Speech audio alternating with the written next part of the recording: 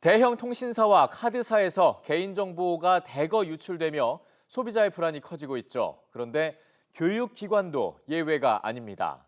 최근 5년간 해킹 등으로 570만 명이 넘는 학생 정보가 유출된 것으로 확인됐습니다. 성적과 가계 소득 같은 민감한 정보까지 빠져나갔지만 대책은 제자리 걸음입니다. 진태희 기자가 취재했습니다.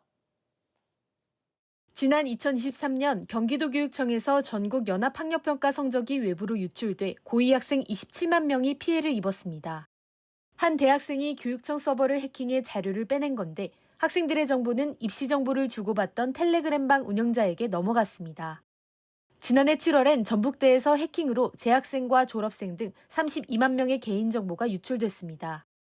이처럼 최근 5년간 교육기관에서 발생한 개인정보 유출 노출 사고는 317건. 피해 인원은 적어도 571만 명이 넘을 걸로 추산됩니다. 피해 규모는 교육청이 308만여 명으로 가장 많았고 대학교는 255만여 명, 고등학교 만여 명 순이었습니다.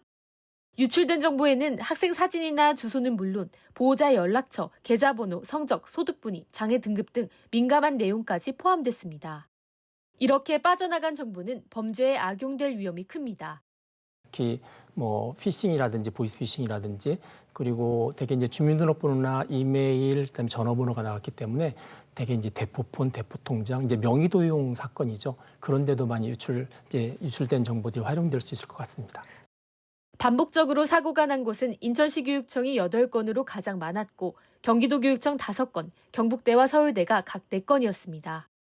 보안 관제 시스템을 통해 가지고 또 국가 저쪽 사이버 센터하고도 같이 해서 관제를 하고 있고요.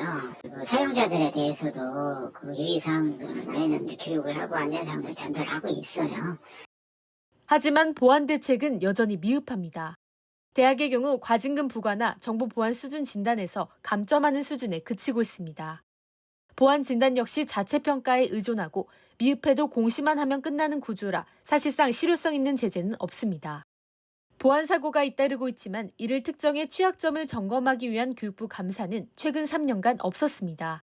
학교 위상에 대한 문제이고 그다음에 직접적인 어떤 그 페널티는 사실은 없어요. 전북대 같은 경우는 지금 과징금을 받았잖아요. 거기는 우리가 따로 감사를 하지 않았어요. 교육부의 개인정보 보호 예산도 제자리 걸음입니다. 올해 관련 예산은 8억여 원으로 늘었지만 대부분 교사 개인정보 동의 절차 간소화 시스템에 쓰여 실질적인 보안 대책으로 이어지지 못했습니다. EBS 뉴스 진태입니다.